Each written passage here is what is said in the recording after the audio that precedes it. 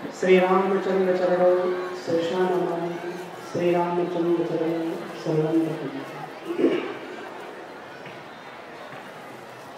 मर्यादा पुरुषोत्तम भगवान श्री राम को स्मरण करते हुए सभी राम भक्तों के हृदय में विराजमान उस परम सत्ता को, चिदानंद परमात्मा को वंदन करते हुए रामलीला कमेटी के सभी पदाधिकारी,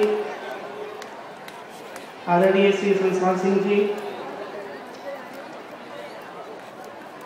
मेरा भी निश्चित यह सौभाग्य है भगवान श्री राम के इस पावन मंच पर आज मुझे उपस्थित होने का ये सौभाग्य मिला है।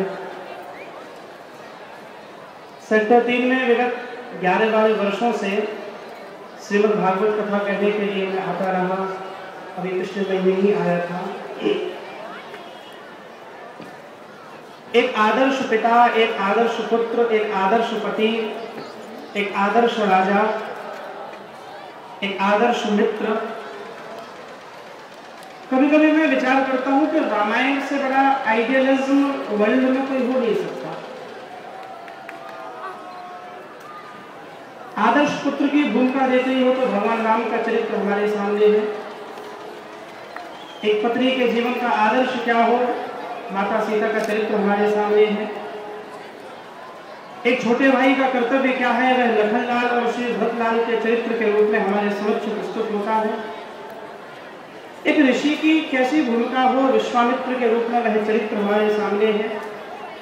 एक सेवक कैसा हो, सेवक के रूप में श्री हनुमान जी का चरित्र हमारे सामने है। और इस 21वीं सदी के इस अंधकार में, भवाब्दी में, जब पाश्चात्य के प्रभाव में आकर हम अपने मूल्यों को, अपनी परंपराओं को, अपनी आध्यात्मिक समृद्धि को तथाकथित विरासत के नाम पर, समृद्धि के नाम पर जब भारत का युवा ठुकरा के आगे बढ़ रहा है, हमारे मूल्य गिर रहे हैं, हमारी परंपराएं गिर रही हैं, हमारे परिवार टूट रहे हैं, ऐसे समय में रामायण हमें एक प्रकाश के रूप में, एक दीपक के रूप में, एक सुबह के रूप में दिखाई देती है। और आज भारत ही नहीं, विश्व के कई देशों में भागवत कथा कहने के लिए मुझे कई बार बाहर जाना पड़ा। वेस्ट इंडीज में, त्रिनाद में, जमैका में, बाली में, मॉरिशस में, इंडोनेशिया में। आप आश्चर्य करेंगे, इतने ही प्रेम से, इतने ही भाव से रामलीलाओं का मंचन वहां पर होता है। एक निवेदन मैं आप सबसे करूंगा, और वह निवेदन यह है कि हर साल ये रामलीलाएं होती हैं, 9 दिन हम लोग राम में हो जाते हैं। आज इस वर्तमान परिप्रेक्ष्य में भगवान राम को मानने की जितनी आवश्यकता है, उससे ज्यादा भगवान राम के आदर्शों को मानने की आवश्यकता है। आप राम को माने, मैं निवेदन करूंगा भगवान राम की माने जो राम ने जिया। मैं कई बार कहा करता हूँ, दशहरा के दिन एक बार रावण को जलाने के लिए कोई व्यक्ति गया। रावण का पुतला हम भारत के लोग फूकते हैं। तो एक बार जब रावण के पुतले को फूका जाने लगा तो रावण का पुतला फूकने वाले आदमी से बोला, अब इसका टेंशन मत लेना कि वो पुतला बोला कैसे, अलग विषय है। उसने कहा, भाई तुम हिंदुस्तान के लोगों को हो क्या गया, हर साल आते हो, मुझे फूक के चले जाते हो। तो उसने कहा, एक बात कहूँ, भगवान राम जैसे व्यापक है ना। रावण बोला, मैं भी व्यापक हूँ, तुम मुझे कितना भी मार लो, फूक लो, मैं मर नहीं पाऊंगा। एक भजन कभी आपने सुना होगा, कलयुग बैठा मारे कुंडली, जाऊं तो मैं कहाँ जाऊं, अब हर घर में रावण बैठा, इतने राम कहाँ से लाऊं। उसने कहा तुम मार ना पाओगे। जैसे राम सब जगह व्यापक है, रावण ने कहा मैं भी व्यापक हो गया हूँ, सब घर में बैठा हूँ, हर हृदय में बैठा हूँ। और रावण ने कहा कि तुम हिंदुस्तान के लोगों को हो क्या गया, मुझे क्यों फूकते हो। अगर मेरी गलती यह है कि मैंने अपने भाई को लात मार के घर से निकाल दिया था, तो कितने रावणों को फूकोगे। आज तो सरेआम भाई का कत्ल करके लोग घरों में बैठे हुए हैं, उसको भी फूको।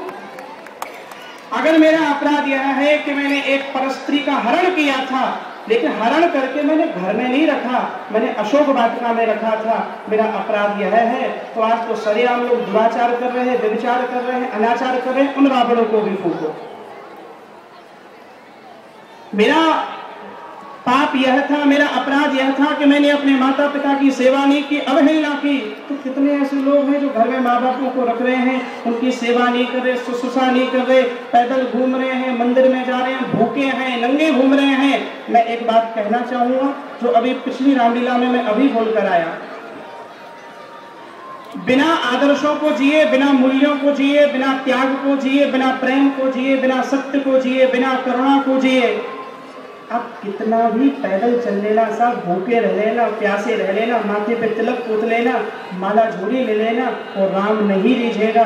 जिस दिन आचरण सुधर जाएगा तो मैं राम को ढूंढने की जरूरत नहीं है, राम तुम्हारे दरवाजे पे तुम्हें ढूंढने आ जाएगा। हमें आचरण की मौन स्थिति चाहिए। हमारे मुख से श्री राम निकले और राम का आदर्श हमारे जीवन में ना आए। हम रामलीला मैं करूं, आप करें, राम तनिक विचारधारा में ना आए। विवेकानंद जी ने कहा था, इस देश का दुर्भाग्य है, इस देश का व्यक्ति बातें राम की करता है पर जीता रावण को है। हम रावण को जीते हैं। ये रामलीला सार्थक हो जाएगी, प्रासंगिक हो जाएगी। भगवान राम के जीवन में ऐसा समय आया जब परिवार में कलह हुई, परिवार के लोग लड़ने लगे। पहले भी सत्ता की लड़ाई थी, आज भी सत्ता की है। भगवान राम ने सत्ता को ठोकर मारी थी। आपके जीवन में कभी समय आए ना, घर में बंटवारा होने लगे, ये चर्चा चलने लगे किसको क्या मिलेगा, और बड़ा भाई ये कह देना छोटे भाई को जितना चाहिए वह ले ले, जो बचेगा वह मेरा है। मैं जीवन भर एक बात याद रखना, छोटा भाई भरत की तरह राम की सेवा करता रहेगा, आंखें ना मिला पाएगा। कोई छोटा भाई कह दे घर के बंटवारे के समय के बड़े भाई को जितना चाहिए ले ले, जो बचेगा वह मेरा है। मैं पक्का कहूंगा बड़ा भाई राम बना रहेगा। आप जिस दिन राम बन जाओगे, छोटा भाई भरत बनेगा, और छोटा भाई जिस दिन भरत बनता है, बड़ा भाई राम बनता है। मैं कहा करता हूँ, आप दशरथ कौशल्या बन जाना, बेटा बहू राम सीता बन जाएंगे। दुर्भाग्य यह है, हम जो कुछ करते हैं दूसरों को बनाना चाहते, खुद नहीं बनना चाहते। आपने